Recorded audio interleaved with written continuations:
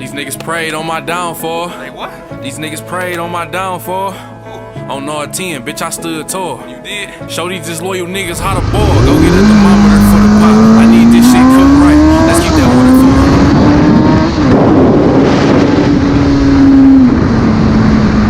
for. Alright, so what is up, YouTube? I just recently bought this 2002 ZX6R off of Craigslist, and I just wanted to go ahead and show you guys what to look for when you're buying a bike off of Craigslist, because I know there's a lot of scams out there. I went and checked out a few bikes that I thought were going to be great, but they really weren't, because you know there's a lot of things wrong with them. So basically just a checklist of things to go through when you guys are looking to purchase a motorcycle off of Craigslist, because a lot of scams out there. A lot of people are just trying to get rid of their bikes that have problems, and they don't tell you about it because they just want your money.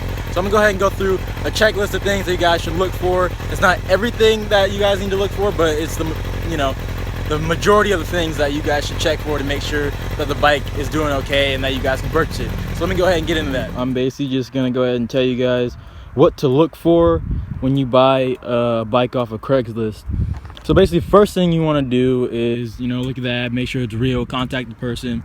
Then once you show up, you just walk around the bike and make sure everything's good. So I bought this bike off of Craigslist maybe a few weeks back, and first thing you want to look for is cosmetic damage, which there is some right here, you guys can see, but it's nothing major. It's just on this one fairing right here that I really could replace, but I don't know how long I'm gonna have this bike for, so I'm not going to. That's the first thing you do, is walk around the bike, make sure everything looks good. Ask the guy if there's any problems. Hopefully he'll be honest, but don't always trust them. And then the next thing you want to look for is the chain. Go ahead and take a look at the chain. Make sure that there's not a whole lot of slack in the chain, because there's a lot of slack in it, then it's not a good chain and you don't want to buy this bike. So just make sure that there's not that much slack in it and everything. And look at the tires, just make sure the tires are good and everything. And the next thing you want to do is definitely start the bike. So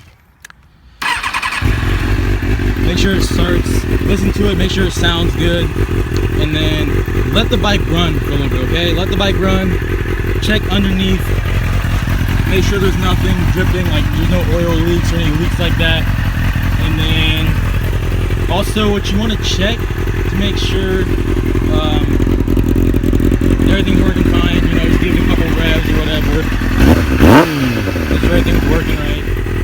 Next thing you want to do is take a look up here, make sure that everything's working. Check the mileage on it. On this bike there's 13,888 miles, so check the mileage, let it run, check the oil temp, make sure everything's good.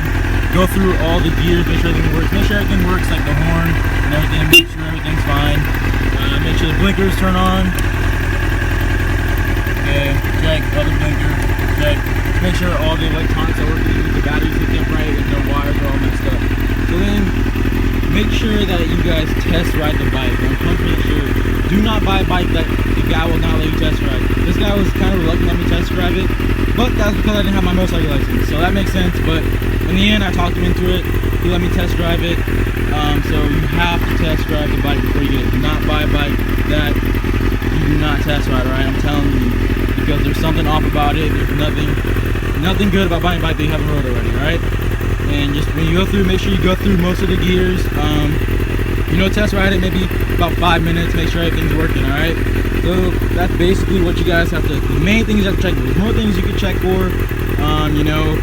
Look into here, make sure there's no corroded engine, make sure the gasoline isn't corroded and just stuck in there. That means they haven't ridden in a long time, but then again it probably wouldn't start. Just make sure everything on the bike works, alright?